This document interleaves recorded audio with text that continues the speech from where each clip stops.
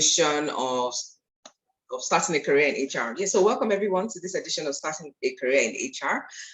Just a little bit of introduction before we actually get into the meat of why we are all here.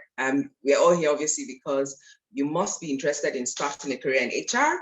Perhaps you're already in HR, or you want to switch to HR, or you're just starting out of your career. Whatever that the reason is, this will be, hopefully this will be a very good session for you with regards to that career decision you need to make. So I'm going to begin by just a brief introduction on myself and obviously why I'm here doing this, because it could be someone else, and maybe a bit about, the starting a career in HR session that we're actually having. Funny enough, my name is Adora Ikwemesi. That's not the funny part, actually. The funny part is the fact that this starting a career in HR initiative was actually started about 5 years ago, about 2016. My name is Adora Ikwemesi. I'm the founder of Kendor Consulting, an HR consultancy firm, which I founded 12 years ago. And since then, at the firm, we've always supported the development of HR professionals and people managers. And, one of the initiatives that came up about 5 years ago was that, HR has always been, well, since I've been in the profession, which is about 2 decades, HR has been a profession that has been very fast growing, very relevant, has been evolving. And a lot of people I've noticed in my career have been influxing. In fact, somebody asked me the other day, what is happening? Why does everyone seem to want to, start a career in HR? And the truth is that this is something that has been happening for a while, actually. So it didn't just start today. And what I hope that is that at the end of this session, you may have a better, you might clarify your decision-making on whether HR is a career for you. So whatever you decide at the end of this session is good. So without further ado, I just want to go straight into it, because for me, what I think the best is to listen to the Q&A, the questions that people are asked. Those will be the most important parts. So I'm going to basically take us through what it is, obviously why I think you're here, answer some questions that I think may be bothering you, tell you a bit about HR, tell you about the key components of HR, but more importantly, take your questions on HR. Okay, so feel free to, like I say, pop in your questions in the chat if you want as we go along, or when we come to the live Q&A section, just ask any questions today. So without further ado, I'm going to share slides, not because it's not like a class per se, but I just as a guide so that we are all on the same page and you're clear on the agenda. Because some people, maybe by the time they find out the agenda, they will disappear.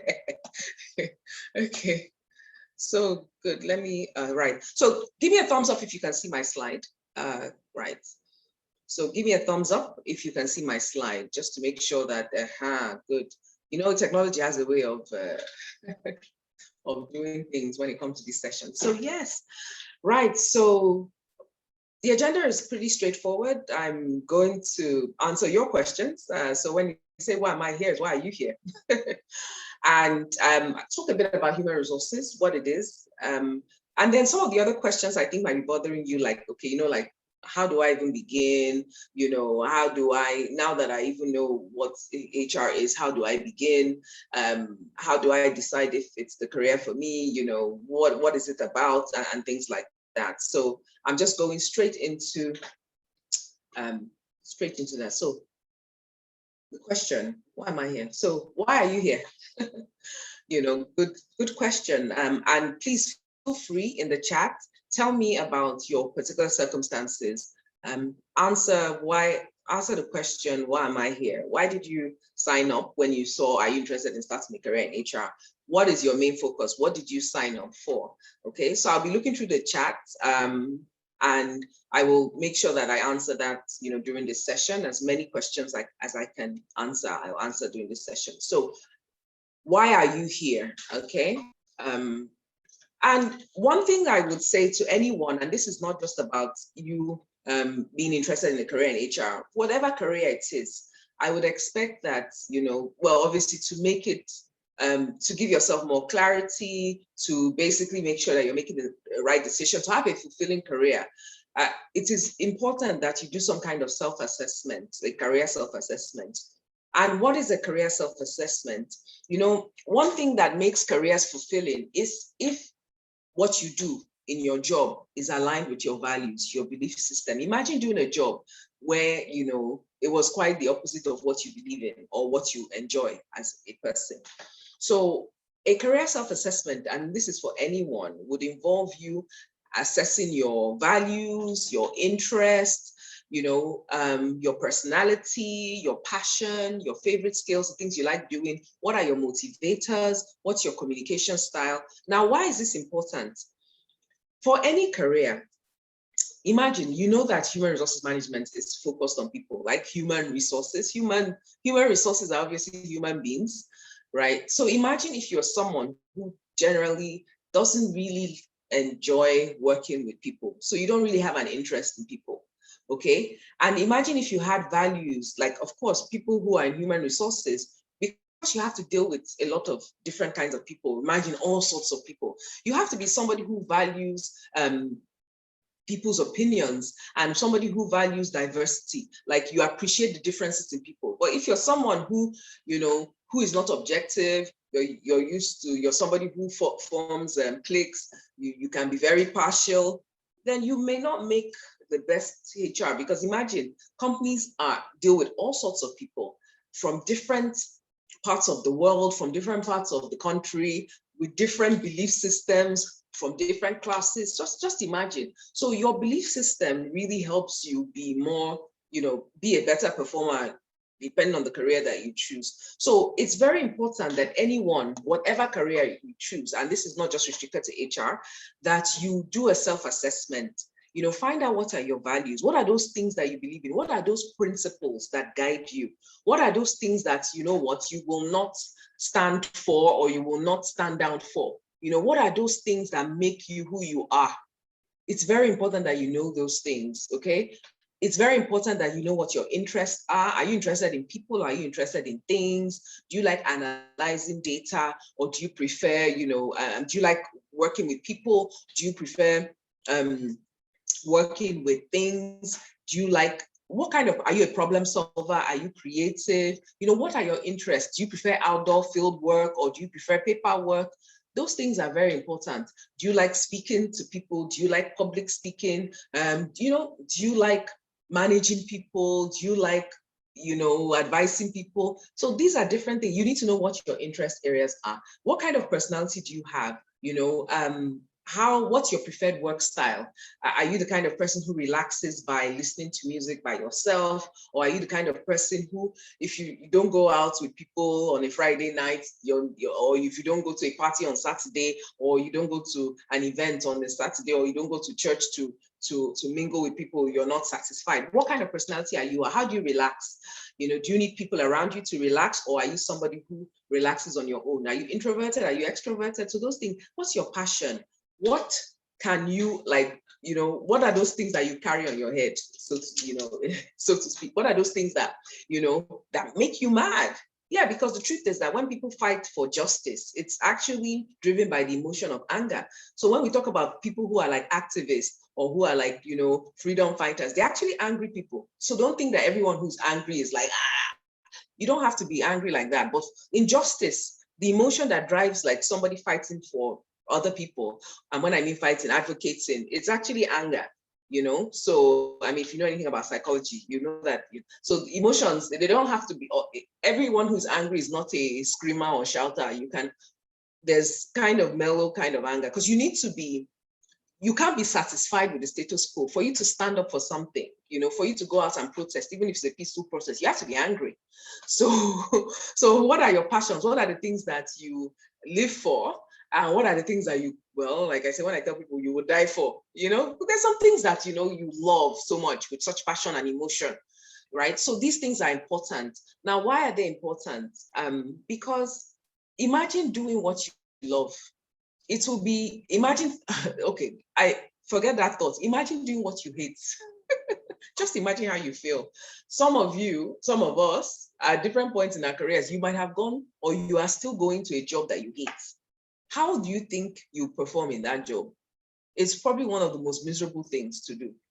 So a career self-assessment will help you assess all these things. It will help you assess what are your favorite skills. And why do I say favorite? Because imagine something you enjoy doing, the way you will do it. You see, there are some people that you admire in your workplace. You know why you're admiring them? They are working with their favorite skills. That's why they're doing well. That's why they're smiling. And why you're just wondering, why do you have that smile on your face? Because they're in their zone. And you know what? Career-wise, you can't compete with people who are in their zone because they will always excel, right? So, but when you do a career assessment, you will find out what your own favorite skills are. What are your motivators? What motivates you as a person? What are the things that drive you as a person? That motivators are very important so that you know what kind of job or career is better suited for you. If you're motivated by being a top exec, you want to finally be the CEO of a Fortune 500 company or that kind of thing, it's a different kind of motivation to somebody who is more like focused on social impact and wants to see the world, free of poverty. That's a different kind of motivator. And obviously, one person might be more motivated by, moving up the ranks, and another person might be more motivated by altruistic work, and kindness and things like that. So motivators are important. And then your communication style. If you don't like speaking, you don't like public speaking, for example, or you don't like interacting with people, then it will affect how well you do in certain careers, because certain careers, for example, imagine if you had a job where you had to speak to people every time, like throughout, and then you're somebody who doesn't even like communicating with people. So those kind of things are very important. So one of the things I would say, this is not just about HR, this is about career, because remember when you signed up, you signed up for starting a career in HR. Right. So do a career self-assessment, right? That's very important. So the next thing, I've spoken to you about career self-assessment. So the next thing I want to speak about is what is this HR? What do they even do? What's this HR all about?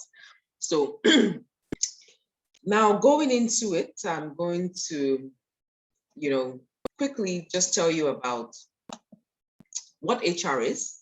Maybe just a little bit about background. It's not like some of you may even already have started an HR career, but I just want to make sure that we're all on the same page and we're all, singing from the same hymn book, so to speak. So I'm going to talk about what HR is, a little bit about, the background of HR, the essence of it, and then I just go quickly into key HR processes, and then just do a recap of this. So I'm not delving, this is not a full-blown class, but what I will make sure that you get is that you have a good understanding. I'll try my best to give you a good understanding to help you decide whether HR is for you or whether you will be doing something else. Okay, so good. Now, I'm going to ask you what HR is. So if you feel free, if you want to put it in the chat, what do you think human resources management is? Feel free to pass on that information. So anybody who wants to give it a go, I will be reading the chat. What do you think human resources management is? First of all, because I mean, sometimes people are confused. I hear people say all sorts of things. Sometimes people say, "Oh, I love people," or I like mingling with people," and they think, "Okay, let me get a career in HR." I wish it was that simple, but it's not. So I would really, like to know what people think. What is human resources management? Yeah, I'm just going to look through the chat. So, what is human resources management? Right, good. So, as we try to answer that question, I'm going to share with you several definitions of HR. Like I said, this is it's not a theoretical class. I just like helping people gain very good understanding. My concern is if I woke you up at 2 a.m. in the morning and I asked you what HR is, I want a good answer. So what is human resources management? Let me give you my definitions. Right, so This is where we know the people who are paying attention now. So I want everyone to look at these three definitions of human resources management that I'm sharing. And I did this for a reason. I always like to dribble people, like, keep you guessing. There is no one definition. If you pick up any textbook on human resources management, it will have a different definition. So I'm not here to tell you this is the way. I mean, we're not in class. So, and neither is this, like I said, it's not a theoretical session where, there is one definition of HR. No. So what is human resources management? And that's why I've shared with you three different definitions. You can see one, the first one by Society of Human Resources Management. The second one is by Michael Armstrong, who is a well-known author of a book on human resources, several books actually on human resources management. And then the last one is by a thought leader called Robert Pennick. So, look at these three definitions, and I want you to tell me which one resonates with you. Which one of them resonates with you? What is human resources management? Okay, right. So I'm looking through the chat and I'm seeing, great responses already on the chat. So I'm reading some of them. Yeah, is the management of relationship between employers and employees? Yes, definitely. Great. So definitely HR is definitely about managing employment relationships. I can tell you that one for free. I can tell you that one for free, right? So human resources management, so look at these definitions. I want you to tell me which resonates with you the most. Look at I'm going somewhere with this, so I want everyone to, try and participate as much as possible. Read those three definitions and tell me which one resonates with you, okay? Now, you look at the first definition, and then maybe also try and look at it and ask yourself, what do they have in common? Like I said, there are lots and lots of definitions. So I just want you to look at those three, and I want us to just begin to think, a little bit about these things. Just think about it. Okay, so let me go straight into looking at the three of definitions. And I'm going to look at the chat. Let's see what you have. Yeah. What do you have? I have lots of messages here. Which one do you, the third definition resonates? The first one resonates. Yeah, okay. Okay, so everyone has different, the first one, the third one. I know lots of, I've seen them. Okay. Right, so let's start with the first definition, human resources management. What I like about this definition, I like all of them, by the way, is that it starts with the fact that human resources management is an organization's design. So it's a deliberate, it's a formal system. It's not guesswork. It's not just, people. No, it's an organization's design. So an organization, just like an organization can set out, to formalize something, right? So HR is an organization's design that ensures the effective and efficient use of human talent, right, to accomplish organizational goals. Watch it. Look out for some specifics in this definition. It's a formal system. Okay, so it's not guesswork, it's not by chance, it's not, anyhow, there is a way. Okay, so it's a formal system that ensures the effective and efficient, right, use of human talent. Note, human talent, not human beings, not human resources even, but talent to accomplish organizational goals. Now, what is interesting about this definition is that it focuses on the fact that when we talk about human beings being a resource, it's not the human being, neither is it the human resource, but it's the talent in that person. You see, when we talk about human resources management, we're talking about organization. What are you really managing? What do you really need from the people? We talk about other resources. You need money, for example. Money is capital. You use it to buy things. What do you use human beings for? You don't use the human being. How many of you are going to work because you're a human being? You're going to work because of your intellect, because of your talents, your skills, your knowledge, okay? Or the knowledge that the firm will, even when your firm trains you, it's because you're going to retain that knowledge and you're going to use it to do work, okay? So how many of us here are going to work because of the strength? We can carry things. No, you're not a laborer. And most knowledge workers in today's age, unless you're working in a building site, you're being hired for your human capital. And what is human capital? It's your knowledge and your skills, So if you think about human resources management in that way, and to think about the fact that, it's a deliberate effort by organizations to ensure that human talent is used effectively and efficiently. You can use it in different ways.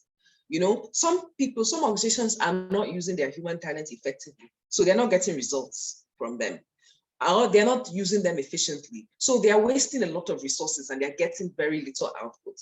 So human resources management is that body of knowledge that focuses on effective and efficient use of human talent to accomplish organization goals. Watch the endpoints, because the whole body of human resources management, is tied to organizational results and business goals.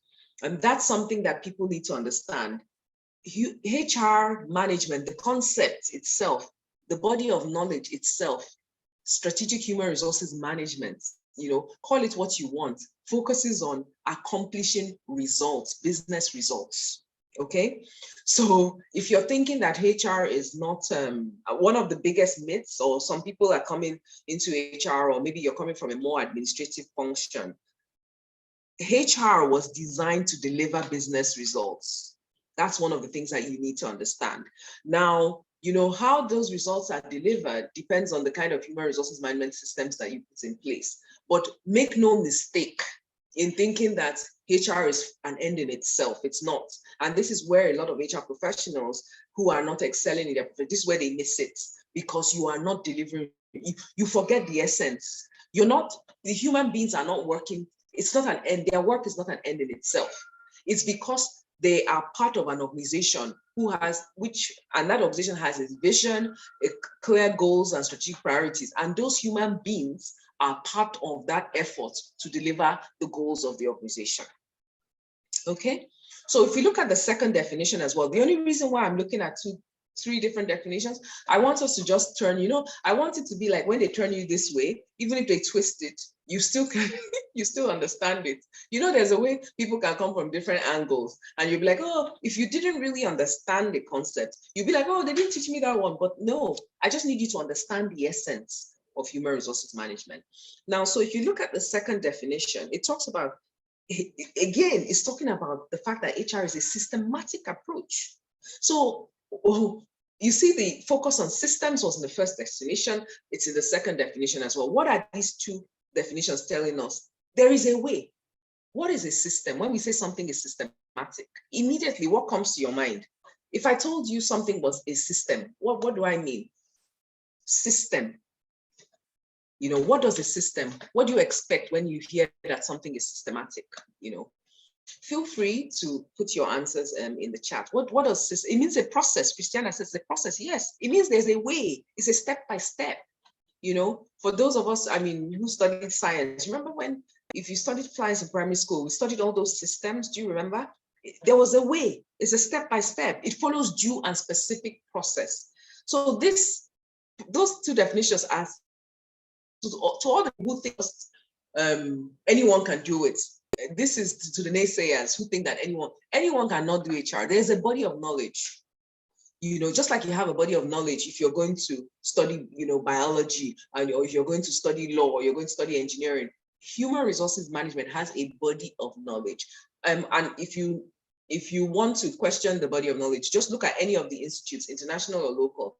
They always work with a body of knowledge. Okay, so meaning that there is tested theories already that have made them, agree to certain best practices, and that's why human resources management is a profession. So the second definition focuses on the fact that it's a very simple thing. It says it's a systematic approach to the management of an organization's employees. So you don't just manage people anyhow. There is a systematic approach to managing people to deliver results. Now let's look at the third definition. The third definition is very similar, in the sense that if you look at the first and the second. And why am I going through these different definitions? Just like I said, I want to just touch it in different aspects so that you don't get confused at all. The third definition talks about human resources management being a function performed in an organization. So this definition tells us that just like you have other functions in organizations, like you have the function of sales, or you have the function of marketing, or you have the function of finance, or you have the function of IT, or you have the function of procurement or supply chain, that human resources is also a function performed in an organization that facilitates the most effective use of people to achieve organizational and individual goals.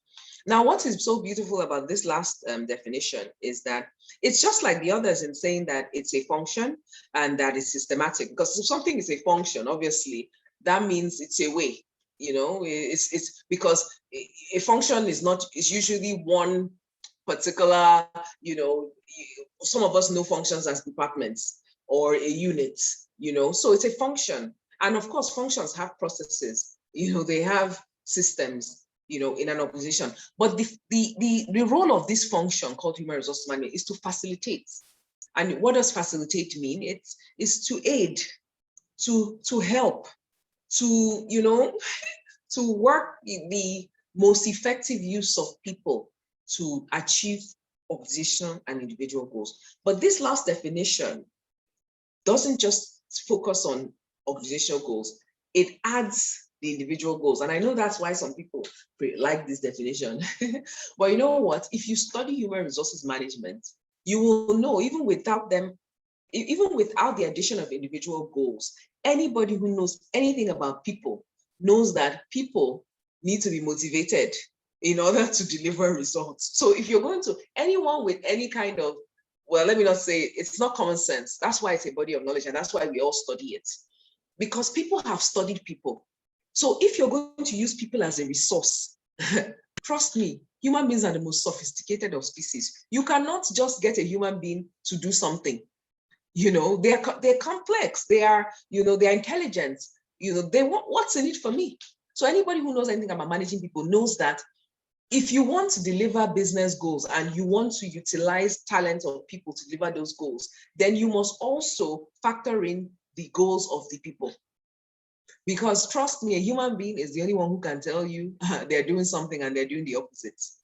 So anybody who, and if you notice, anyone who knows or who is good with people knows that people have to be motivated. And if you study HR, one of the things you will study very early in HR, whether you study it professionally or whether you study it at school, you will study theories on HR. And what are theories? Contrary to what people think, when people say you're talking theory, they refer to the fact that you're just talking things that are written. No, that's not what theory is. Theory is actually tested hypothesis. What does that mean? Theory is actually when, people guess that this might be the result of maybe an action or a set of actions, and they actually test it. And when it works, it actually becomes a theory. So theory is actually practice. So it's funny how we say, you're talking theory. So if you study HR, you actually study HR theory, and a lot of HR theory is embedded in motivation theory. Motivation of people, how to motivate people. Because if you're going to use human resources, one of the keys to you effectively managing or efficiently managing people is your ability to motivate them. So if you don't know anything about motivation, you will not be. And there's lots of motivation theory.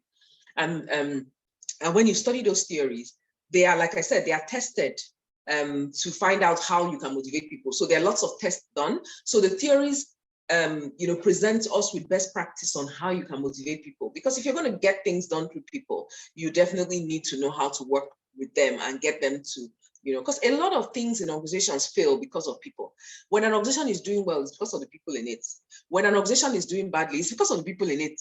And when we talk about the people, we mean everyone, including management, including, because management are employees, even business owners are employees. When you have a bad business owner, a bad leader, a bad manager, the company doesn't do well. When you have employees that, are not motivated, the company doesn't do well. When you have leaders that are not motivated, the company doesn't do well. So every time you have, there's a human resources problem, then the organization fails. There is no organization, even if the organization is run by machines. I always tell people that one person that will switch on the machine will be the person that will cause you problems. So if you don't manage them well, so even if you say, okay, I'm going to get rid of both these people and we'll just have machines, the day that person will not come to work because they say, oh, please, I'm not doing, or, they just don't feel up to it, business is still going to suffer. So this is what human resources management is in a nutshell. So I just want to pop through this is just a definition, and the next thing I'm going to do is I'll take us through key HR processes. But I just want to hear from anyone now, because I think this is a good time, because I don't really, these are the two main things I'm going to focus on in today about HR. I'm going to have defined what human resource management is, and next I'm going to look at key HR processes. So I would love to, does anyone have any questions related to human resources management right now? Just the definition, because I'm going into the key HR processes next. So I'm going to look through the chats. Yeah, so I'm just reading through the chats. People just comments and anything. So if you have a question around just the definitions, maybe it's something that, you know, there's just something like, oh, okay, you just want to add a point. If not, I just go ahead anyway. Good. What's the difference between HRM and personnel management? Fantastic question. Okay, fantastic question. Okay, and so I couldn't even pronounce it. Personnel management is the era before human resources management. Human resources management is a newer concept. When the whole, you see, if you, human resources management, even as a study, as a body of knowledge, is a new subject.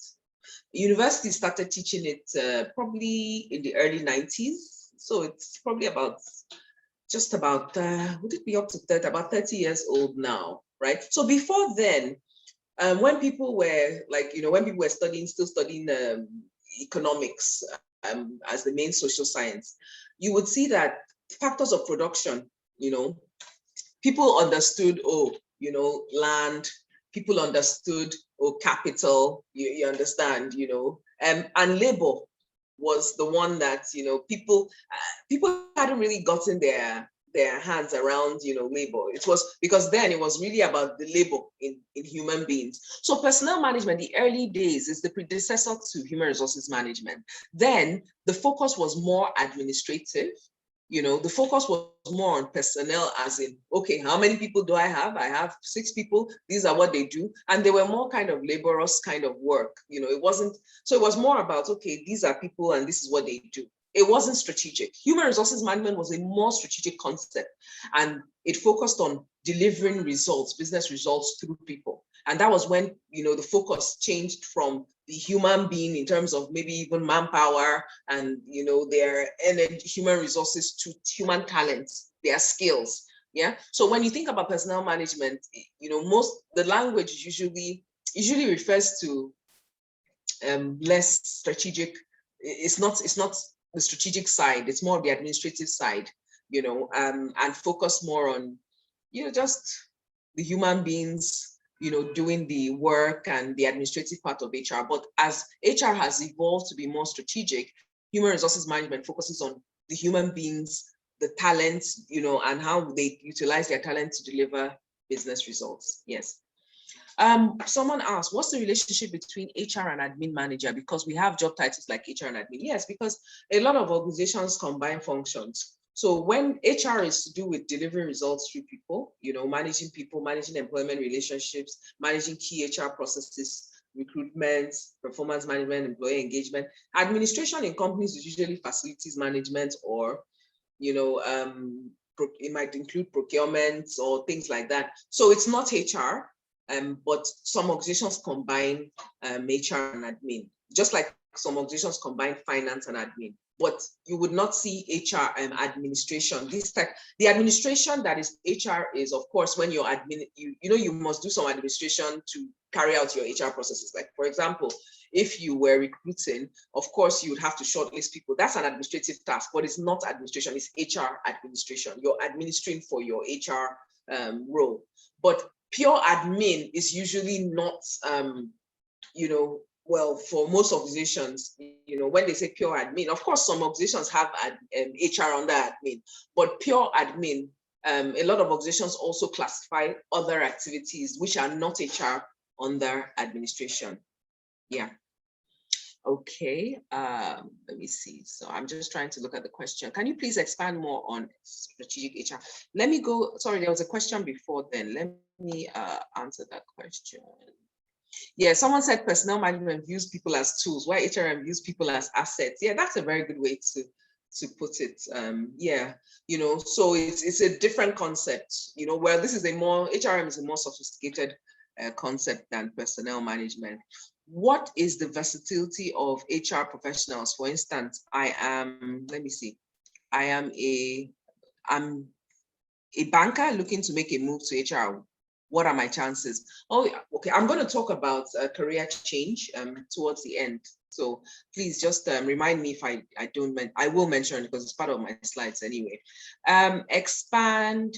Why do some companies combine HR with finance? That's a good question. Now, it will be smaller companies. It won't be a big company for sure. And like I said, companies will combine because maybe the number of staff they have, or they don't view it, they haven't yet realized strategic importance of HR. So, and why would a company combine? For example, maybe a small company, they have like 7, 8 staff. They wouldn't feel like they're big enough to have an HR person. So what they would normally have is maybe an office manager, and that office manager would combine HR and finance. So you would usually find that kind of combination with small companies, not with, I could not picture any large company having HR and finance together. Now, someone said I should speak about strategic HRM. I didn't say anything because it's in my slides, so I'm going to address it anyway. So I'm going to look through, let me just continue with the slides. So I'm going to address strategic HRM in the slides. So why HR in the first place? I always tell people, if you know why, then you can understand the entire concept of HR. It's an essential function. Just imagine, like I was telling someone the other day, a lot of us say, oh, I run a salon, I'm a salon business, or I'm a telco, or I'm a financial services firm, or I'm an IT firm, or, you see different companies say what they are based on their industry or the products they deliver. But the truth is that as long as human beings are in each of those companies, the truth is that none of us are based on the industries we're in. We're all essentially people businesses, just delivering different services, Now think about it this way. Instead of saying I'm a financial services firm, I'm a people business, that focuses on financial services. Rather than you being an IT firm, I'm a people business focused on IT services. We're all people businesses, So if we say I always use this example of the late Dora Akunyili. Some of us thought that, if you don't know her, she used to be the DG of NAFDAC. And a lot of us during that time, we thought that NAFDAC was a new government agency. We didn't even know it existed, but NAFDAC existed. And what made it different? Just one DG, they changed the leader. And this is what happens and that's why human resources are so important.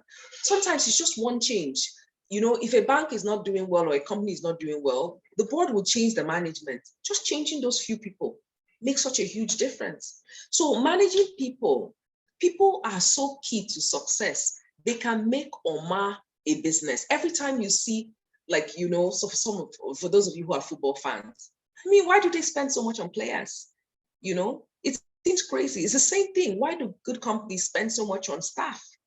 Because just 1 or 2 or 3 key staff can just change. They can make such a huge difference. So the firms that know how to manage people have mastered the source of competitive advantage. Because human resources management has a belief that human resources, people, are a huge source of competitive advantage. And what do I mean in simple English? When we say something is a source of competitive advantage, it's not easy to copy. If a firm doesn't have money, somebody can lend it money, and then the next thing they say, if your competition, what is different between you and competition is money. Somebody can give your competitor a loan, and both of you now become on the same level. You can copy so many things. You can copy the building that someone has, and you can copy, like I said, you can get a loan and have their finances. There's so many things that you can copy. You can wear my clothes, but you can't copy Adora. I can't copy you. I can't copy Christiana. I can't copy any of you here, right? Because you cannot copy the human talent. It's not easy to replicate. So when you've hired talent, people can copy everything about you, but they can't copy your people. It's just like when we talk about culture. You can't copy culture. And great organizations have great culture. And that's why human resources management is such an interesting field, because once you've mastered it, you know that your talents, your people are a source of competitive advantage, and they are not easily replicated or copied. Even if an organization takes your people, you know, they can't copy, they still can't be your organization, because they will have to take all of you. You understand? Because sometimes, you know, it's so funny because people will poach a staff and they think that once that staff comes to their they'll start doing magic. But, you know, a corporate culture is the mix of the people who were there, unless you carry the entire company. So with that knowledge that you can't really easily replicate, human resources managers or human resources management professionals, they have a lot to offer, because when you can manage a set of people in a way that delivers results, you can do great things. And so the companies that are able to do that, obviously do better than the companies that don't. So it's an essential function. And the significance of HR is more apparent than ever. And even if you just look at what has happened in a pandemic, if HR has really worked in this pandemic, and HR has been at the center of the whole pandemic, because there's so many issues to do with staff and people.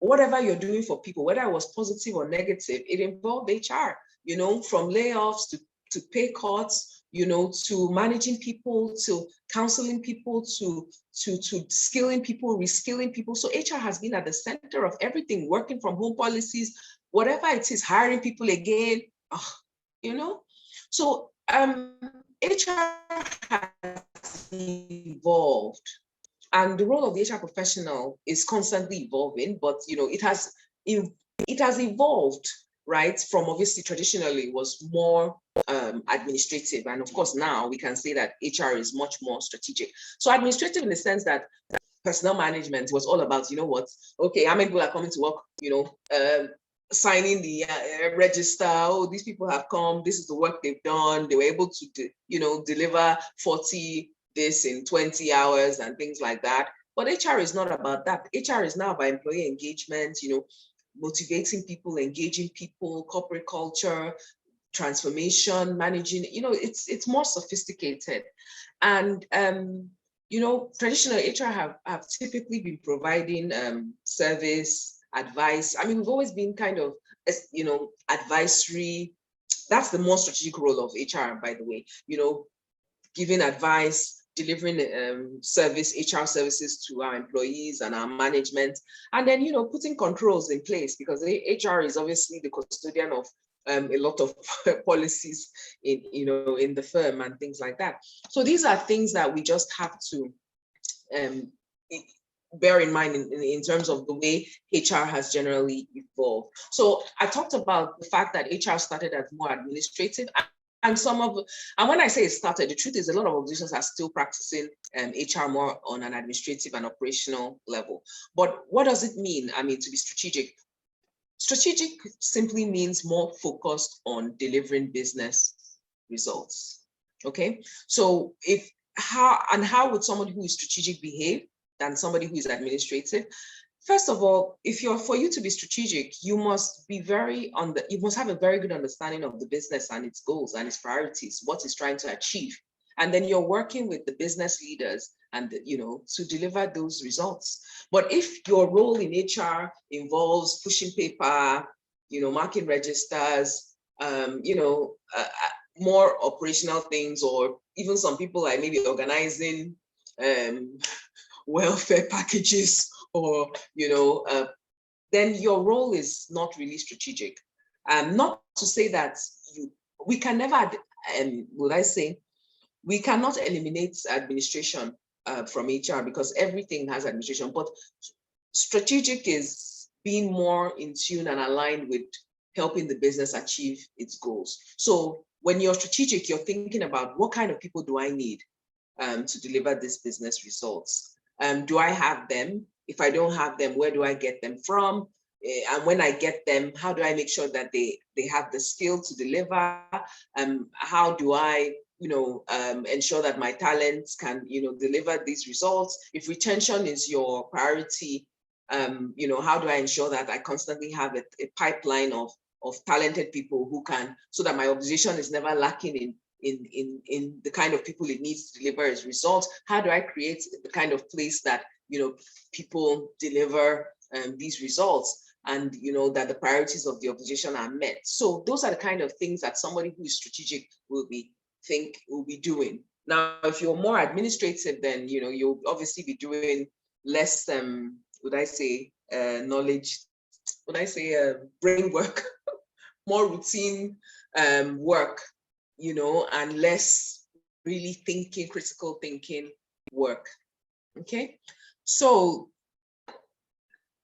what are key HR management processes? Just for any of us who are thinking about key. Now, these are not exhaustive, but I just speak about them in terms of, I call them key HR management processes.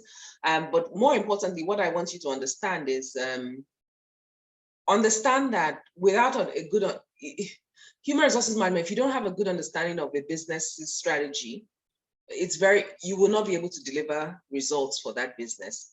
And the HR management processes, which are really the key HR activities that are carried out in an organization, they are what the HR function or the HR person, if you have an individual carrying out that role or you have a team, it's what the HR function do to deliver those business results. That's what I'm referring to as key HR. So what does HR do? Right? HR delivers its work through its own. Remember, we talked about HR, human resource management being a systematic approach. So what are those systems? And I remember somebody saying that they were processes. Yeah, so HR has processes. That's how HR does its job, by carrying out processes. And some of those processes are what we have here. I've tried to list what I call the key HR processes. So workforce, you hear the term workforce planning. You might hear it in other ways. I mean, sometimes people call it, workforce management, or you might hear it as part of talent acquisition, or just, so I just want to touch on these, what I call, key HR processes, and just explain to you what they are. So how does HR deliver value to an organization? How does HR help the organization? It's through its processes. So when we talk about workforce planning, we're really talking about, remember when I said, if we started an organization today, we need to be very clear on the kind of people we need to deliver the objectives. We decided to start a company tomorrow. Let's say we decided to start a pure water factory. One of the key things that we would have to decide as the management, or at least if you're the HR person, is what kind of people do we need? What kind of people do we need, and in what numbers? You understand? And where do we get them from? If you're an existing company, you would obviously have to look at the kind of people you already have and see whether you can get some people to join the new factory that we're opening. But if not, so we have to plan for our workforce. So who do I need? How many do I need? And where? And then you start thinking of where you will get them from. So that is really what workforce planning entails. So everyone, if you're going to be strategic in HR, you obviously have those kind of thoughts. Even if your company is an existing one, you're constantly thinking, where am I? I need to plan for my workforce. I need to make sure that every given time, the people to deliver the results of this business are available. So I have skilled and talented people who can deliver business results. Recruitment is something we are all familiar with as well. A very key part, at least if you don't know anything about HR, you know that HR professionals recruit. So you're always finding people, because you need to find people to do the work, right? So the whole process of identifying qualified people, to do the work of an organization is what we typically refer to as recruitment. So the process of, like finding talent, to do the work, finding talent in the right numbers with the right skill at the right time is what we generally refer to as recruitment. Now, selection is really, like, you usually hear the term recruitment and selection, but if we had to be really technical, selection is when you start shortlisting based on the criteria for the job. So, for example, we need a fresh graduate with maybe a minimum of a second class upper, and they need to have maybe 3 years experience in a factory.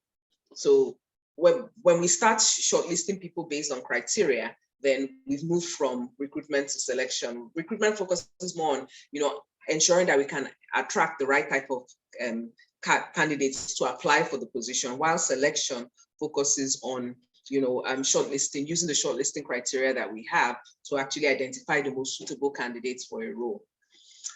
Compensation and reward management. If you know anything about people, very few people will work for free. And it's not just about, compensation is not just about money. It's actually about everything, every kind of benefit. And when I said for free, I didn't really mean just by money, but people don't just work for the sake of it. Even if you're working because of the training you can get, even if you're working because of the fulfillment it gives you, there is monetary and non-monetary elements of why people will work. So compensation and rewards management focuses on ensuring that people are compensated adequately in a way that can attract the right people to work for you, can motivate the people who are already working for you, and can retain them. Okay, because you see, and a lot of people don't understand, compensation is a very important tool. And compensation is not just money. Like I said, it's other factors, including non-monetary factors. So compensation, other forms of, we usually refer to compensation as the money, financial side. Then rewards as every other thing, like that is not financial. So things like training and development, recognition, benefits, like, work-life balance, those are also rewards. So what is the use? Why does HR use compensation and rewards? Because imagine you want to, remember I said motivation is a big part of managing people. So if you want to deliver and get the best out of people, then they need to be compensated and rewarded well. And that's why you see, a lot of companies focus a lot on, so it's not just salary, it's everything that you can possibly gain by working in a firm.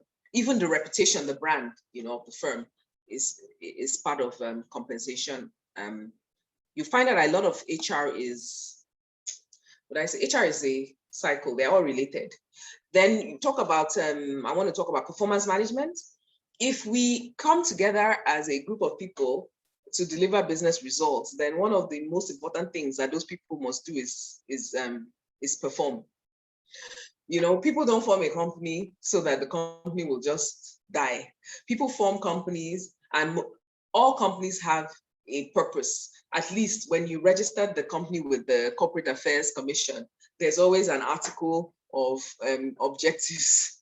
So because every firm has objectives, and even a not-for-profit, and that's the thing that people don't know, a not-for-profit also has objectives. Every single organization has objectives. So a key part of HR's role is to ensure that the company performs. And performance is that it delivers on its objectives.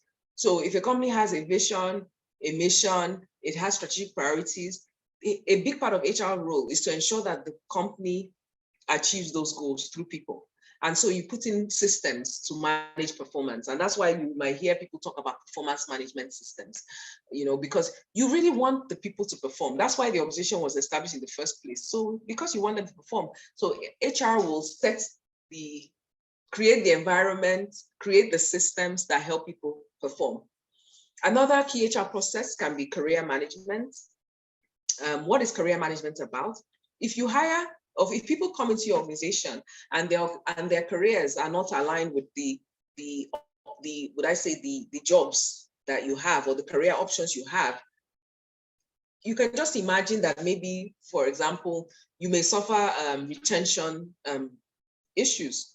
So career management ensures that, that obviously even from the hiring process, you hire people who are not just aligned with the kind of careers that you have, but even when they come into your organization and when they're there, you manage their careers to ensure that they are prepared and they are able to meet their own goals as well. Remember, one of the definitions of HR, if you remember, that we looked at was individual.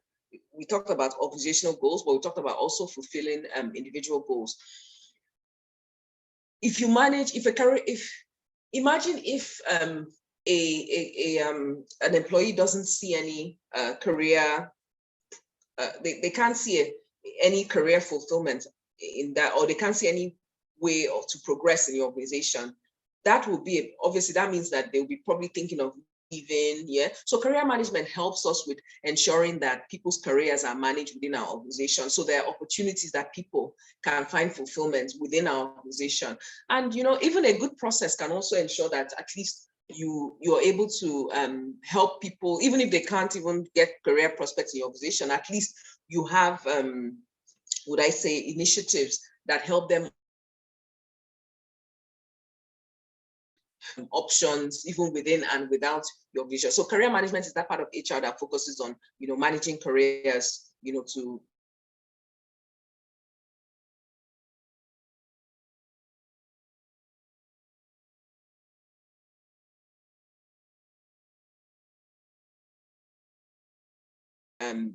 business results. Employee relations focuses HR was about that. And once you have people in your firm, okay, so just imagine the different kinds of relationships that are being managed, especially the one between management and employees. So employee relations is everything to do with the relationship between employees and management, not just between themselves, but even within employees. It focuses on things to do with even the of course, and when we think about a relationship, when you have a contract between people, that is relationship as well. So contracts of employment, labor law, employment law, unions, they all fall under employee relations. Even the general atmosphere, the opportunity, communication, the philosophies of the firm, how the management communicates, it all falls under employee relations. Okay. Learning and development is that's how HR ensures that the employees in the organization are well equipped to deliver the business objectives. So what do I mean by well equipped? I mean, if we have an organization vision or mission, or we're all in an organization to perform a function, we need to ensure that the human talents have the skills, the knowledge, the skills, and the abilities to actually deliver. So how does HR ensure that it's process called, some organizations call it training, you can call it learning, but one thing we know for sure is that we must continuously reskill, and we must continuously develop, and we must have people who can do the work. And when we say they can do it, it means that they have the knowledge, they have the skill, and they have the ability. So learning and development is that key HR process that focuses on ensuring that employees, and when I say employees, it includes management, that we have the competencies to deliver on business objectives. I put HR strategy because a lot of people, they take it for granted that HR strategy is not a key HR process. But if you're going to be strategic, then one of the first things you will do as an HR professional, especially one who excels in the organization, is to develop your HR strategy. So which means that your organization, you're very clear on where your organization is what it's trying to do, and the results it's trying to get. But when you put in an HR strategy, what you're saying is, this is how we are going to deliver results to the business through our key HR processes. You can't deliver an HR strategy unless you're very conversant with the other key HR areas, because you're going to, in your HR strategy, basically, you're going to be putting a plan together on how you're going to use key HR processes or key HR initiatives, your people, your function, to deliver business results. So I just put that one out there as extra. But these are what I would call key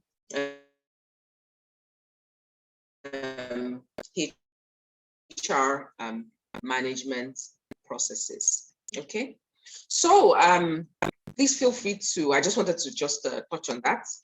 Feel free to ask questions in that regard. I'll just move over to the next slide. Yeah.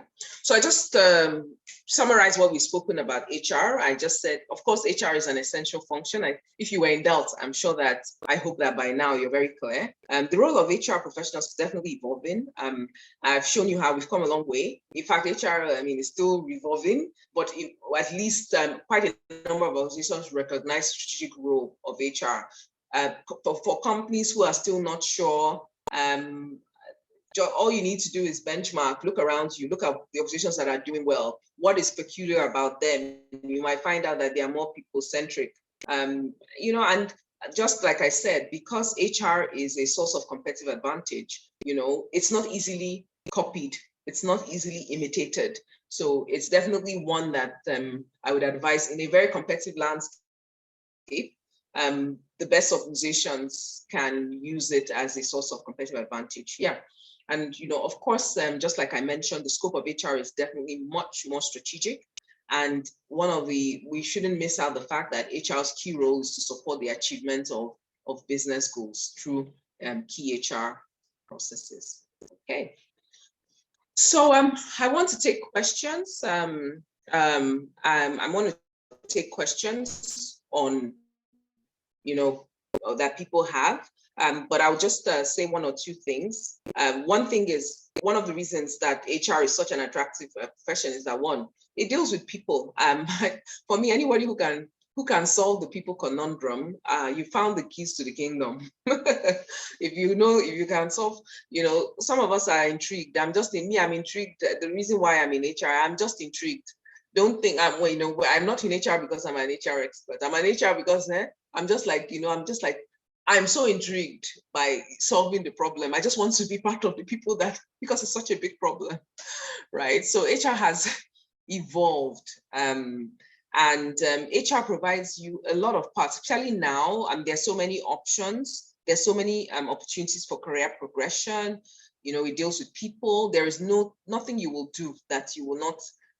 HR will pay you in anything, whether you decide to manage your business, whether you decide to be an HR consultant, whether you decide to be an HR professional in a firm, whatever you decide, HR skills are very useful. They're very transferable. And it's an opportunity to play a very influential role, because anything is a leadership role. And at HR, you lead at every level, because once you are responsible for people, you're a leader. So whether you're just starting today, because you make serious decisions from the get-go, even as an intern, you make serious decisions, because a lot of administrative tasks, for example, they're interviewing people. Very rarely would you see like the head of HR doing the shortlist. She would give it to somebody else would shortlist, and that person is immediately very influential, because what your decisions carry a lot of weight. So HR is a very rewarding role as well. When I say rewarding, you see the instant benefit of what you do. There's nothing like, if you're somebody who believes in social impact, you're already impacting people from the get-go, from day one, because you make hiring decisions, you make very important decisions for people's careers, you counsel, you do great things for people, because you're in a very good position to help people. So I think it's a role for anybody who really wants to make a difference, serving people and making life a better place for people. So some of the questions I think you should ask yourself now is HR for you? And what I want you to consider is, have I been able to give you clarity in at least what we've discussed? Some people, the reason why they want to come to HR, they think it's easy. HR is not easy.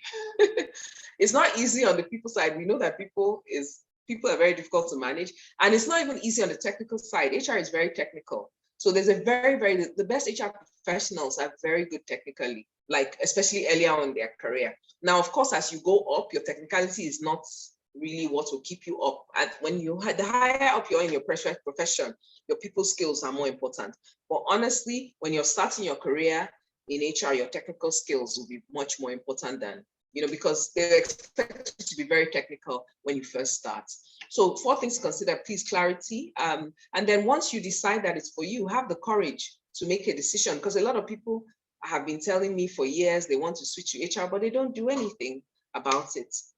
So at some point you have to tell yourself, you have to make a decision, give yourself a timeline, and make a decision, have the confidence to follow through on that.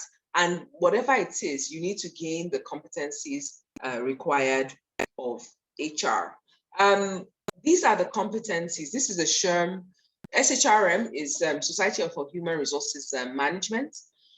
The competency model it has about 15 technical areas and 8 behavioral areas. So if you look at this competency model, these are the areas that a qualified, established HR professional should have. If you look at the behavioral areas, we have, and I'm going to start from the lead, I'll just start somewhere, leadership and navigation, your ability to lead people, to navigate organizations. I mean, there's a lot of politics in organizations. You have to be able to lead, understand the terrain of organizations, understand the people. Consultation is something you will always do as well. Communication, you can't be a HR person and not constantly communicate. Relationship management, you're going to be constantly managing relationships between different people. Ethical practice, HR is not values. If you're somebody who is not, ethics is something that you're not very keen on, then you may want to reconsider, because even when they forgive the rest of the organization, if HR has an ethical issue, there's going to be a huge hammer on HR. And HR expertise is there, like I said, there's 15 technical areas, and there's a lot, talent management, talent acquisition, employee, there's lots of technical areas. And you can find that out from the SHRM competency model. If you Google SHRM competency model, you will see the 15 technical areas which you can develop, you should develop, because it's in the SHRM learning system. Then business acumen, you have to, a lot of people think they can get away with HR without having a good understanding of business. You have to have good business and financial acumen. Critical evaluation, you have to be very good with evaluating and analyzing data, so that you can help give insights to make better decisions for a business. Global and cultural effectiveness deals with the fact that you're dealing with different people from different parts of the country, all over the world, diverse differences. You should be able to work effectively with not just globally, but with diverse people. And diversity is one case, but how inclusive are you? Not only should you be able to work with diverse people, you should also make people feel welcome. So those are some of the competencies. These are what it takes. Do you have what it takes? I would urge you to go to shrm.org, or just type in a SHRM competency model and read these competencies, because they're very important competencies. Because when you decide to be an HR professional and take any of these international exams, you'll be tested on all these competencies. The exams, they will test you on the knowledge of these competencies, very important. Now, what HR roles are available? There are different roles. I mean, you see different roles advertised. There's more administrative roles, especially when it's entry level. Administrator, officer, advisor, you have recruitment roles, learning and development roles, payroll roles, compensation roles. You see HR managers, change roles, talent, the different roles. I would say that I always tell people, my advice is learn everything at first. And then when you learn everything, especially at the beginning, it's always good to learn everything, then you can specialize. And then, of course, when you get to the top again, you're going to generalize again. So I always ask everyone, so that you know what area. And HR is intertwined. It's very difficult to I wouldn't advise anyone to start with a specialization immediately. You need to have an idea of, because it's a system. HR is a system. So you have to have a good understanding of the entire system. And then once you have that understanding, you can find your area of specialty and focus on that. Okay, so those are some of the questions. So one of the questions, a lot of people ask, okay, jobs, yeah? Because now that you've understood what HR is, some of you might be asking, how do I get a job in HR? What are my options? How do I develop a job search strategy? Just like you see, HR is not different from it's not like HR job strategy will be different from any job. I still tell people this. I know people say, oh, it's who you know, and this. You always start with your CV, because even when you know people, you're connected, if you put a bad foot forward, which is your CV meets people before you meet them. Okay. So CV construction is something that we all have to take seriously, because if we have a poor CV, some people might say it's just aesthetics. No, if somebody can do the job, please don't listen. It matters. The way you present yourself is just like someone saying it doesn't matter how you dress as long as you know the stuff. Please, you can't just dress the way you feel like dressing. You still have to, you know. So CV construction, you know, do a good CV, because obviously if you're not very good in CVs, I have done quite a number of CV workshops. You can go to the HR Nigeria group. It's one of the pin posts. I did a workshop a couple of months ago on CV, CV writing workshop. You know, look through that and make sure that you have a good template. Do up your CV, because a good CV will always get your foot in the door. You know, recruiters are everywhere. People don't realize sometimes, especially on social media, people just think that, oh, they focus on your brand, because your brand is what you repeatedly do and how people see you. Recruiters are everywhere. I tell people, you know, try to be conscious about your brand, because you never know. The last person I had on my firm, she just responded to a message I put on LinkedIn, and that was how she was hired. So you just never know who is looking. So I always tell people, you know, don't think, nowhere is restricted now. Networking, LinkedIn is good. You know, different social media groups, HR Nigeria, if you follow me on Facebook, you know, there are groups in LinkedIn. I'm not sure how effective LinkedIn groups are, but LinkedIn itself is quite effective. Now, join membership associations. You can join WhatsApp groups, or, you know, there are different groups that you can join. Now, what I would say is that get to know people, because a lot of times people come to these groups, they sit there and they don't do anything. The whole point of networking is to get to know people. The only people who can help you are people you have a relationship with. You know, sometimes, you know, I get a lot of requests from people, will you mentor me? You know, it's not about a mentor saying yes. I always say yes, but the funny thing is they don't do anything. What do you expect a mentor to do? A mentor is not the person mentor will not pursue you. We all need mentors. A lot of us can do with coaches or mentors, but you need to understand mentoring is a relationship. When you have a relationship, then the person will even look for you. But when there's no relationship, all you did was, you know, will you mentor me? And the person said yes. What do you expect after? You know, relationships are like, you know, flowers, plants. You need to nurture them. If someone doesn't have a relationship with you, whether they are to be or not, nothing is going to happen, you know. So we need to get to know people. When we're part of the associations, groups, try and have a conversation. And remember that relationships is not about, please, I want a job. That's the mistake people make. You don't try and get to know someone just because you want a job.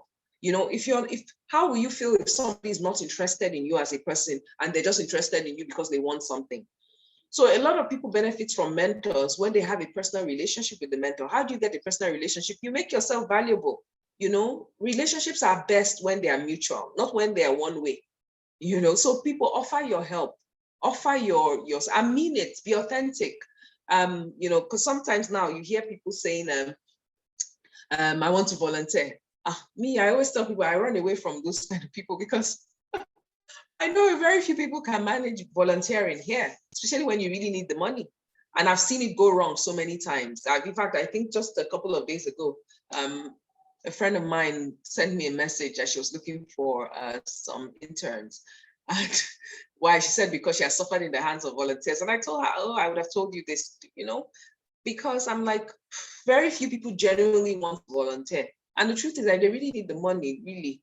You know, I told her, don't, you know, hire people and pay them, because, you know, in this part of the world, a lot of people really need the income. So, you know, form genuine relationships, right? One thing I cannot de-emphasize is the need to develop competencies, training and education. You know, I can never de-emphasize. I say this all the time, if you follow me, you have to invest in your development. There is no, I don't know, there's no other way I can put it. There's no shortcuts. I always tell people, if you don't believe me, talk to somebody else you admire. Ask them how much they're investing in their training. I'm constantly in training. You know, I'm not just a trainer. I mean, today I've done several sessions, you know, before, you know, I mean, some of you might have been at my speaking engagement. I've done sessions, you know.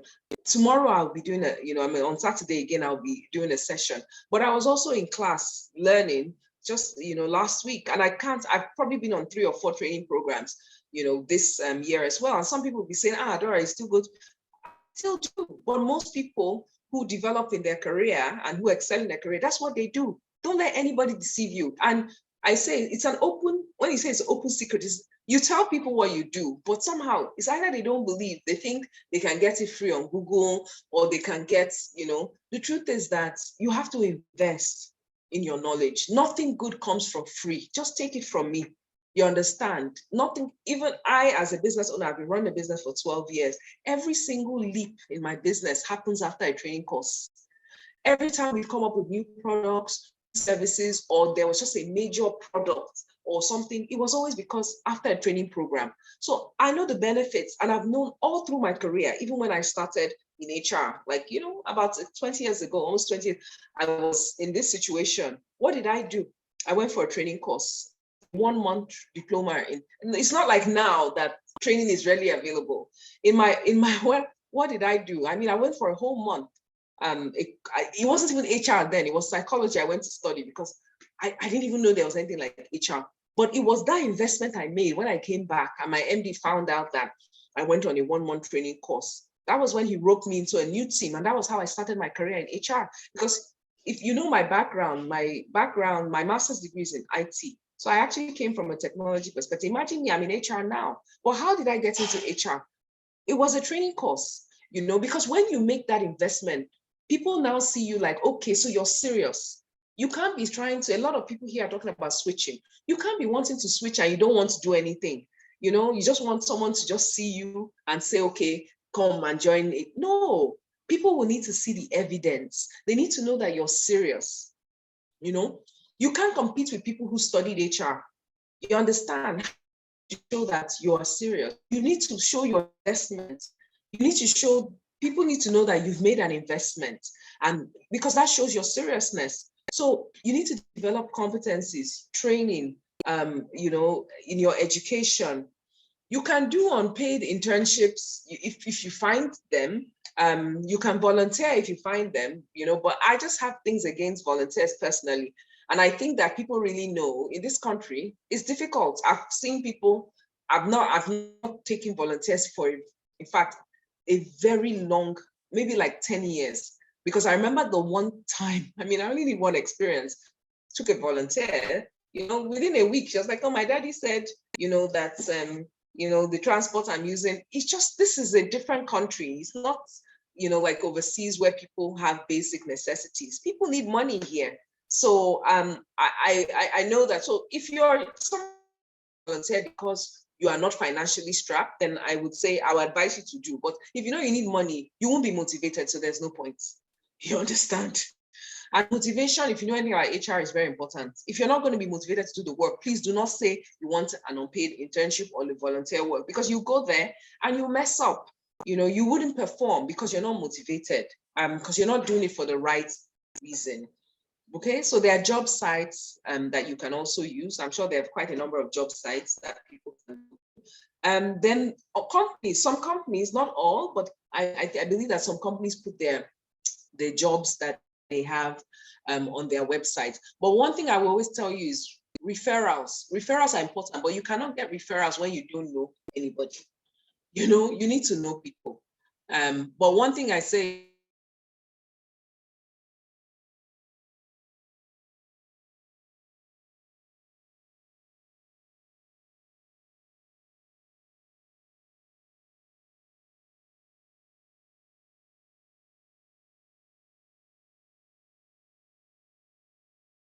you to people. So a lot of people also ask, how can they get work experience? I feel work experience is difficult to get when you don't have any training. One thing I always tell people, train yourself first before you present yourself for work experience. People, and especially small companies, whether you like it or not, you see, if you target big companies, not to say that you can't get a job in a big, you can, but 84% of employers in Nigeria are small businesses.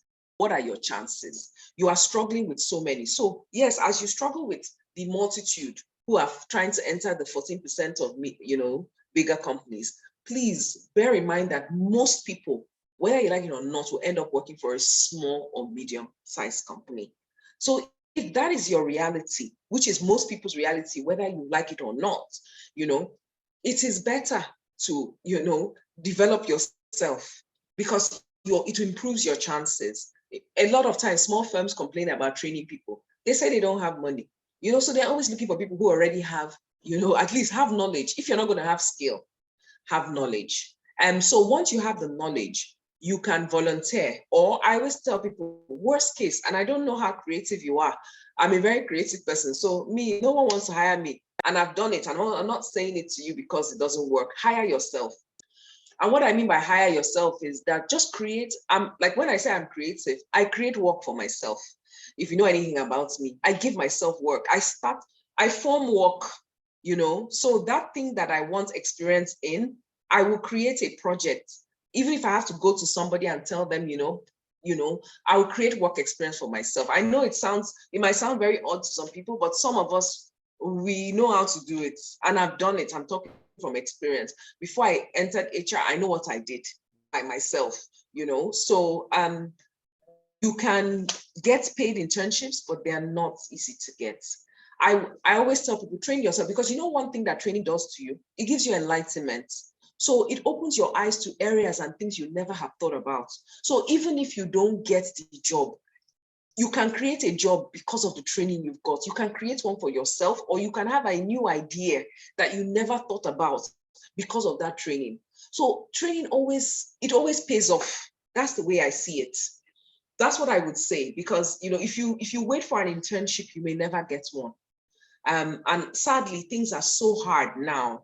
But once you have the training, you can look inwards. You can look for openings in your company. You can start creating opportunities in your current job. Yes, you may not have, I know lots of people in customer service who are now in HR. How? You start doing HR things in your current job, because you now know about it. You start managing the people in your team, using the HR concepts you've learned. But if you didn't go for that training, you can't use it.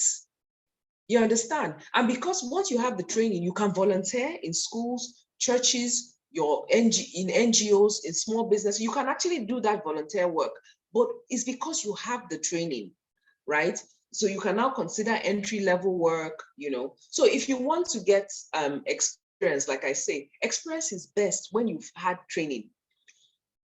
Try whatever you have. Take short HR courses to gain knowledge. Demonstrate interest in HR. People will always, because it's something you add to your CV. It will stand out. But imagine if you have nothing in your CV, nothing on HR, or you just put a CIPM student. There's so many students. There's just so many. The competition is rife. So I always say, get a step above. Knowledge will always set you apart. So that's something that I say it, but it's something that, we do. Somebody asked on how to switch careers. I already said this. How do I switch careers? One thing is that in careers, the easiest way to switch, if you're already experienced, you're actually a fantastic candidate for HR. Why do I say that? You already have a lot. If you've managed people before, you already have a lot of people skills. What you might be lacking is the technical side. So when it comes to careers, there's something we call transferable skills. Every job has transferable skills. What are transferable skills? They are skills that can be transferred between many jobs. Many jobs use them. Examples: analyzing data, reports writing, communicating, public speaking, presentation skills. There are many jobs that use those skills, planning and organizing. Many jobs, event manager uses planning and organizing. Yeah, HR people use planning and organizing. If you're a manager, you manage people. In HR, we manage people. So once you know your transferable skills, if you're currently in a role, make note of your transferable skills. Understand what your transferable skills are. Why? Because that's how you're going to get leverage. Because the transferable skills of HR, right, and your current job, you will transfer them. So you're not going to come to HR with nothing. And this is the mistake a lot of people switching careers do. When you ask them, oh, what experience do you have? Said nothing. You don't have nothing. You're already standing on a mountain of value. It's just that you don't value it. You already have a lot. You already manage people. You've already been training people. You've already had good people skills. So why are you saying you have nothing? You already have a lot. But you see, if you don't value what you have, nobody else can. Okay? So once people that have a lot of people, if you want to switch, what you need is the knowledge. Go and get trained in HR. Okay, you already have a lot of transferable skills, but you lack the technical side. Go and close your gap by getting the technical side, and you will just see how your experience will work in your favor. A lot of experienced people, I've worked with a lot of experienced people and I've helped them switch. You understand? But if you want to make a career switch, make a career plan. And what do I mean by career? Have an end date. A lot of people tell me, oh, Adora, I want to switch area. Their dates, year one will pass. There's still 2 years, 3 years, 4 years. You can't have an endless goal. Okay, a goal without a timeline is merely a wish. So if you want something to happen, you must put a timeline. So if you want to make a career start, a career switch, please put a timeline. By the end of the year, by the 6th month of next year, by June 2020, put a timeline. And when it gets to your timeline, because you're working towards it, sometimes, a lot of times, it works in your favor. Okay, you must have a timeline in which you're going to, so you must set career goals, set objectives, give them a timeline, be clear on your transferable skills, align your transferable skills to HR, okay? Look at all your prior work experience and education, tailor your CV to highlight areas that are relevant to HR. Find a career mentor. You can't do it alone. Find a career mentor, join recognized HR professional bodies, and network like crazy, and look out for opportunities, both paid and unpaid. So this not only applies to switchers, actually. If you're starting, I would still say the same things. We all have transferable skills. Even if you have no work experience, you never worked anywhere. If you were in school and you were not, you were active, you were parts of societies, whether it's ISEC or, different, or you're active in church, then you have transferable skills because you're doing work there. Anybody, unless you are just not, maybe you're not alive, and I don't think that's possible. So everybody who is alive has transferable skills because you have been part of groups before. So those transferable skills, look for how they relate to HR. Are there internship opportunities? Small and medium-sized businesses. You can pitch to them. They are the easiest. It is so easy to join small firms. And trust me, they always need people. The only thing is, like I said, they may not pay well, but you know what? When you're first starting out, get experience. They are great places to learn. You will learn, and at the end of the day, you might do 3 people's job, you complain, blah, blah, blah, but they're only developing you. And somehow, I'm sure you'll figure it out, and, better opportunities will come. So I want to take specific questions now from anyone at this point. So now I'm just going to take questions and answer all the questions that we have. So questions, I know that there'll be so many in the chat. I'm not really sure where to begin with the questions. So I'll just take a question. So maybe because there's a backlog, maybe if there's any questions that you had before, maybe you can post them again, just so that I answer the question. Someone is asking me a question. What's the difference between supply chain management and human resource management? Supply chain has nothing to do with human resource management. Supply chain is usually focused on the logistics of a firm. Supply chain, that's how it gets its products. So maybe from where they, where they get their products from, and the logistics of it. So supply chain would typically, the human resources management deals with managing people. So questions, questions that anybody may have. Maybe I'll just go on I know we're streaming on Facebook. I might just want to go there as well. Okay. And so as we're talking project management is about managing projects. And project management has a little bit, a small aspect on it that deals with human resources. But of course, human resources management is about managing people to deliver business results. Project management is about managing actual projects. And of course, we know that projects, there are all types of projects. And of course, people are in projects, but it's a small part, because when it comes to projects, you have to, you're focusing on activities, timelines, assigning responsibility. So project is about managing projects. Human resources management is about managing people. Yes, just before we go on it, I can just tell you the put an action plan in place. In terms of relevant programs, I always tell people we have a fundamentals of human resources management program. The two courses I always propose to people, and I think we'll send everybody information in their email, is the fundamentals of human resources management, which we've run for over 12 years. It's a program, designed, it's more in depth. Obviously, this is this is a starting a career in HR, but fundamentals of HR introduces participants to the essential key HR concepts and processes. We used to do it as a one-day program, and now it's online, and that's the fantastic thing about e-learning. So it's available on e-learning. It's something you can access instantly. In fact, maybe after you finish this course, you can access it. Another program that we have is a 3-month, we call it our accelerator program. So it's a 3-month training and coaching program. And, it focuses on, because we found out that some people need like more time, so even though they attend some of our short courses, they still want a longer period. So the content is very similar to what, like at least we're together for a longer period. So people can go back to work, ask questions, come back. So that is called the HR Accelerator.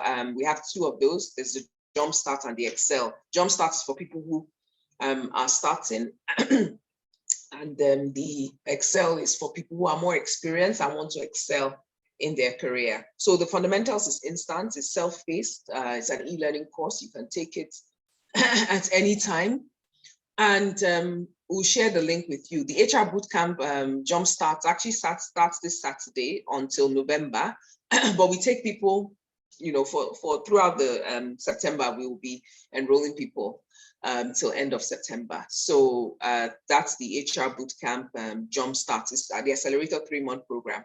So we'll send details of this to you. But what we're offering this particular group of people, only the people here anyway, is we're offering everyone here for the fundamentals. It's on e-learning. You can get a 50% discount on those for the fundamentals. So if you're interested in the fundamentals, we would give it to you at a discount.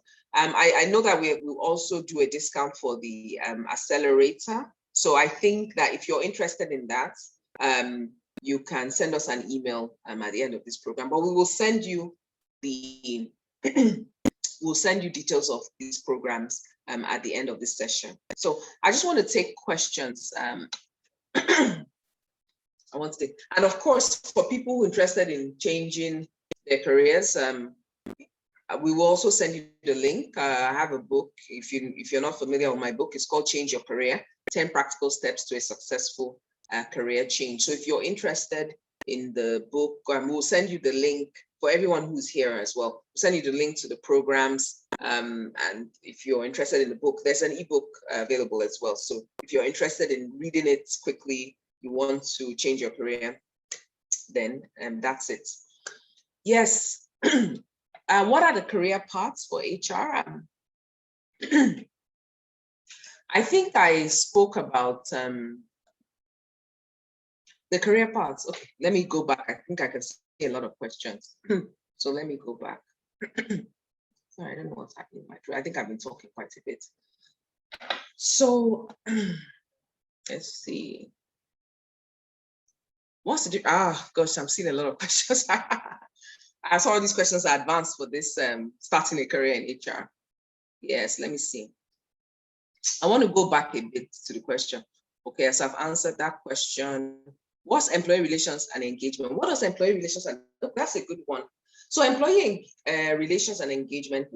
Employee engagement is a newer concept. Employee relations obviously used to focus on the relationship between employer and employees and everything around their relationship, including contracts, contracts of employment, laws, communication, and things like that. But employee engagement is more about creating an environment that ensures that you have an engaged workforce. And the whole selling point of employee engagement is that an engaged workforce obviously delivers better business results. Imagine people who are engaged. Engagement means, think of it as another word for highly committed. Okay, so employee engagement is, like I said, it's a newer concept, which focuses on ensuring that you have an engaged workforce. And it encompasses of different things, activities and initiatives that can be carried out to ensure that engagement is high. And you're not just pursuing engagement for its own sake, but because engagement means that people are committed. And of course, if they're committed, it means that your business is more likely to deliver a business results. So you see a lot of HR teams have employee engagement activities that they carry out, trying to ensure that even from recruitment, if you hire somebody who is not aligned from day one, I don't think there's anything you do to them that will keep them engaged. So it even starts from, the kind of people you hire to the activities you have in your organization that keep engagement levels high, leadership style, communication style, environmental factors, reward factors, and things like that to ensure that your workforce is engaged. Let me see. So I'm answering the questions in the chat. Okay.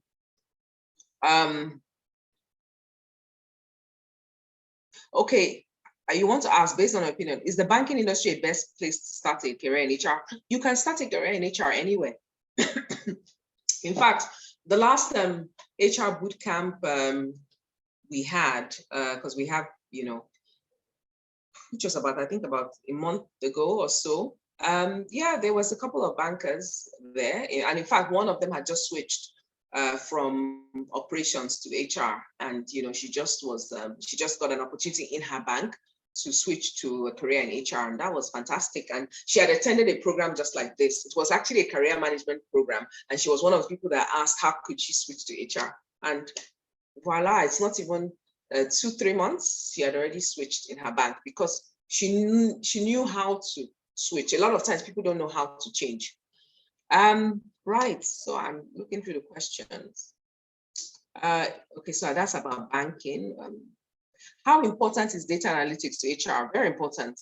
How can I take a data analytics course? We have an introduction to HR analytics course. It's available via e-learning, so it's instant.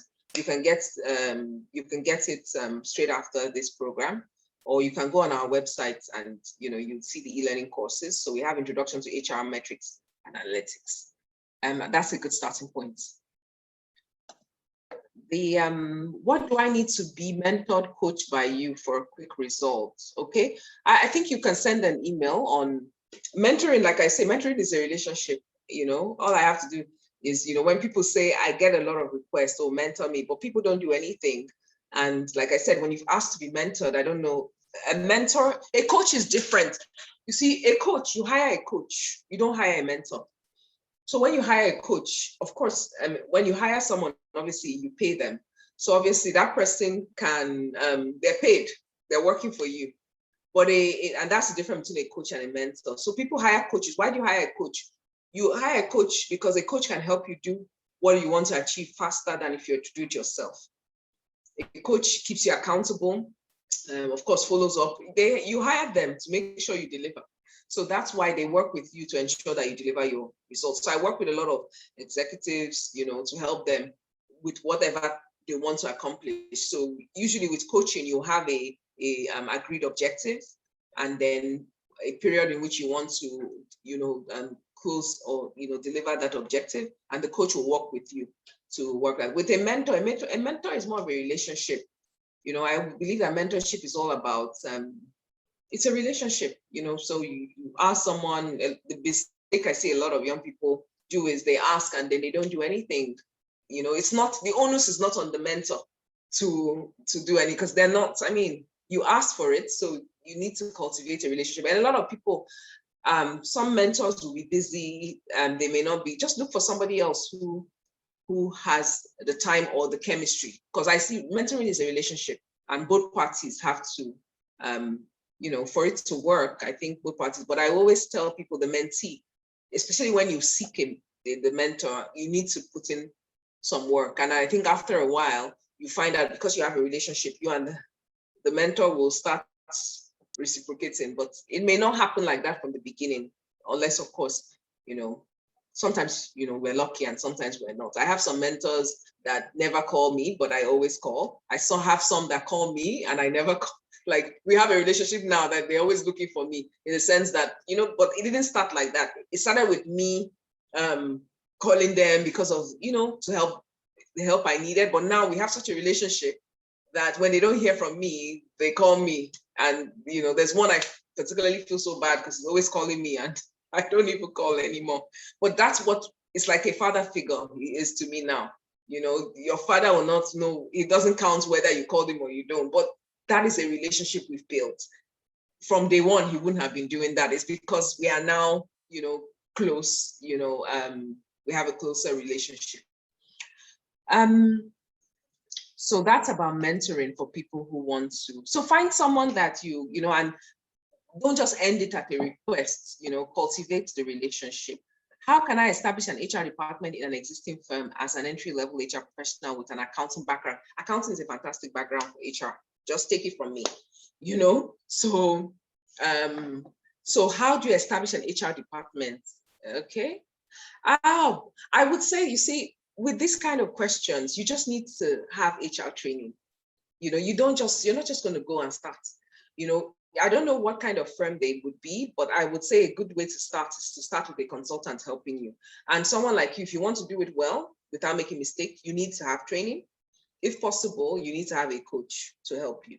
That will help you do it quicker. If you want to learn the hard way, then I would say, okay, just get training, and then try and figure it out yourself. But what would help you establish it quicker would be, obviously, you not only attend the training program, you also have a coach, or immerse yourself in a group of people who are trying to achieve similar things. And that's what group coaching programs do. Okay. What are the technical skills one needs as an HR person? There are many of them. If you, like I said, go on the SHRM, SHRM, SHRM is for SHRM. And it has the 15 technical areas, that's as an HR professional. SHRM is Society of Human Resources Management. They use what is called the SHRM learning system, which focuses on 15 technical areas and 8 behavioral areas. I have the SHRM books here. I always keep my books. There's like 4 of them. So if you want to prepare for becoming a certified HR professional, you need to study. These are the books. There are 4 of them. There are 15 technical areas. I'll just read out some of the areas. HR in the global context, diversity and inclusion, risk management, corporate social responsibility, employment law, structure of the HR function, organizational effectiveness and development, workforce management, employee relations, technology management, leadership and navigation, business acumen, consultation, critical evaluation, HR strategic planning, talent acquisition, employee engagement and retention, learning and development, total rewards. So just like I was telling you that,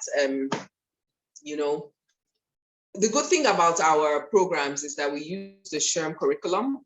So whether you join the fundamentals, like I said, is it's an introductory program, but if you join the HR Bootcamp Accelerator, the 3-month program, we use the SHRM. So it's a good introduction to it. But of course, if you want to take the exams, you have to buy the books and you have to read for the exams. The exams are, I think they are 3-hour exams, which you need to probably take a class to really study with a group of people and everything. But the good thing is that our training courses, we use the curriculum. So it's a good way to ease into doing your certification courses. Okay. I'm looking through, let me see what else. Okay, so let me see. To look at, okay, sorry, I'm just trying to look at the questions. Okay, so I don't want to miss any of them. How do you manage a team member who displays a negative attitude to work and disregards policies even after personal and official advice and reprimands?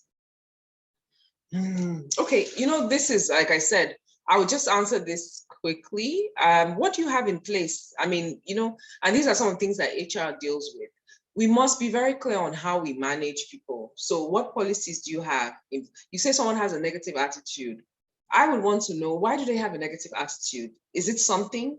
Is there a trigger? Is something happening or causing it in the environment? Okay. Now, of course, if you're able to negate the fact that it's nothing to do with your organization, if you have a negative attitude, you usually have policies and how you deal with such people. You know, whether you have procedures around, you know, how such people would be queried or disciplined or something. Because if it's a negative attitude, you must have a way that you deal with such. Now, sometimes what you see with problem with some people in HR is that they complain, but they don't do anything. So I would say follow your procedure on how you deal with such. So you said even after personal and official advice and reprimands, if you've done all the things, then your policy obviously has what next should happen. So follow your policy. If your policy says after we've done this, we've done that, we've done this, this happens, then I would say do what your policy says. It also it's also a strong warning. What I mean is that, you see, people won't respect a system if you don't follow it. So if you have those kind of issues, then you need to follow it through. So I would say follow it through. Right. Okay. So, okay. Which should you go for first, CIPM or SHRM? It depends on what you want to achieve. You know, if I was to be really honest with you, in terms of you have to. What are you trying to achieve? That always drives your decision. Are you trying to be recognized in Nigeria as an HR professional? Then you go for CIPM. Are you trying to be recognized globally? What curriculum? Look at both curriculums, compare the curriculums, you know, and, you know, see for yourself. So it depends on what you're trying to achieve. If for me, if in terms of technicality, body of knowledge, you know, definitely I would say SHRM. I'm not very conversant with CIPMs but of course CIPM is a requirement, you know, of course, if you in Nigeria, it's your local country. So, you know, then CIPM, SHRM is not going to teach you employment law in Nigeria, but I'm not, you know, I want to assume that CIPM will do, but I'm just assuming. But in terms of the curriculum, you know, and the relevance and the knowledge and the quality of so what do you want to be? Do you want to excel globally, or do you want to be a local champion? Make your decision. That will determine what you want to do. But if you look, I mean, we're in a global landscape, definitely. So when you say who go first, it depends on your priorities. What are the career paths? I think I looked at different career paths. You can specialize or you can be a generalist, you know, so the specialist general paths are around the key HR processes, like learning and development, compensation. You have specialists in talent acquisition. So those are you can have specialists in those areas, performance management, employee engagement, business partnering. You can have people who, you know, specialize. Then you have the more generalists, you know, so you can have a path where you're just a generalist. So you're wide, but you're not deep. So those are the options that you have. What's the difference between KPI and KRA? KPI means key performance indicator. KRA means key results area. I don't know. I'm not sure if that's what you're looking for. Is it in the definition? Well, a key performance indicator is something that will, the meaning is actually what it is. It's something that helps you determine where, you know, that performance is happening. It's an indicator of performance. So usually when people manage performance, like, for example, maybe, you know, you want to ensure that somebody has been trained, a KPI might be the number of trainings that they've attended, or it might be that they have gone for a particular type of training, you know. So it's an indicator of that the performance you want has happened. That's why companies set key performance indicators. So let me look at this. Sorry, just a lot of questions here. I don't even, I'm not even looking at what is on, yeah, let me look. Okay. Okay, you said, can I recommend? I think I've already answered this question, yeah, about the data analytics. So we have HR analytics course, yes. Oh, there's so many questions. I'm just, okay. Oh, I'd like to ask if HR can merge with marketing. that's an interesting one. When you say merge, like, what do you mean? Maybe if you had expanded more. To be honest, these days you need a variety of skills. There is aspects of HR that does marketing, especially to do with brand. When it comes to talent acquisition, attracting candidates and talent, you need to do quite a bit. You need to do a little bit of marketing at least, because you're trying to get people to work with your firm. So there's aspects of it. And if you're an HR consultant, you do sales as well, and marketing and client engagement. So yeah, there is a place for that in HR. Maybe not in core HR functions in companies, but definitely in consulting. Okay, so you said you were demoted from compliance to the post of HR. Is that a demotion? Maybe your boss asked me, sorry, let me see. I think I'm missing this. Okay. You want to, okay. Okay, maybe you can reach out to me.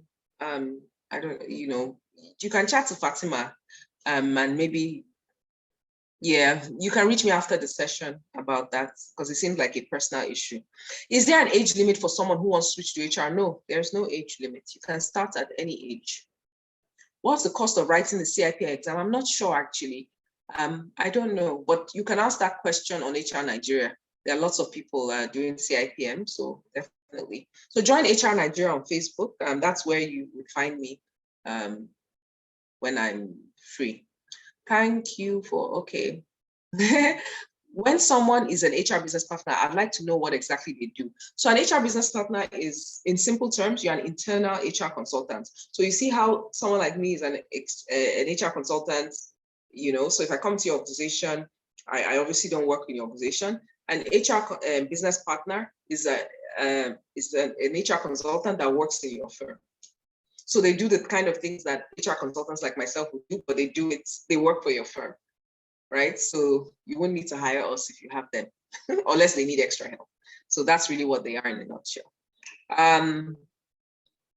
What's the correlation between business administration and HR? Business administration, HR is a part of business, especially the administrative part of HR. It's a subset of business. Can someone merge the two? Of course, yes, you can. What's the difference between admin and HR? I've done this before. Yeah, administration depends on the organization. I've answered that question before. Sorry, I'm just trying to look at questions because yeah. So I think I've answered a lot of questions, and I think we've done quite well here. So if we don't have any questions, I think we spent over just about 2 hours, and it was 2 hours that was budgeted for this session. I just want to go to Facebook for a second. I didn't look at the group all through in case there's any questions. But yes, if anybody has maybe one last question or so, I might be able to answer it. But if not, I think we've done quite well. So yeah. So I just want to say thank you to everyone. So what we will do is that, of course, we'll send an email to everyone who's attended, and just remember that HR is a very rewarding career. If obviously this is something that you want to do, I definitely encourage you. Having done a self-assessment, just like any career, you need to make a deliberate effort. You need to put a plan. It's not just going to happen. That's the mistake a lot of people make. They feel like they can wish it, but 1 year will become 2 years, 2 years will become 3 years. It really, it's quite, would I say, I feel sad every time I see people who have asked me like 3 or 4 years ago, and I still see that they haven't quite made the move. So I feel like in everything in life, you have to set a timeline for yourself. No career is easy. Let me just put it that way. Every career has its ups and its downs. But once you're really sure about something, set a timeline to it, make an investment. Nothing is going to come for free. A lot of people say, oh, I don't have enough money. A career is an ongoing investment. Let no one deceive you. Your career is what you put into it. Even if you have maybe a couple of people that that maybe we feel they succeeded without investing in their career. That's just an exception. Majority of people who excel in their careers make a huge investment, in their careers. So I'll urge you to make that decision, make that investment in your career by, taking out time for more sessions like this, invest in training, invest in joining associations, invest in certifications, but not for an end of itself, but because you really want to excel in your career. So without further ado, I just want to wish everyone a good night, and then I wish you all the success in your career. So look out for an email, either from Fatima or Kendor Consulting. We'll be sending you those links, and if you are willing to make that decision, or you want deeper knowledge on human resources management, start by taking the fundamentals of HR management course. And if you want to spend a couple of months with me, get to know me better, join my WhatsApp group, then join the HR Bootcamp Accelerator, which is a 2 to 3 month program, and at least we'll be closer, we'll be more connected. So thank you very much, and good night. Bye-bye.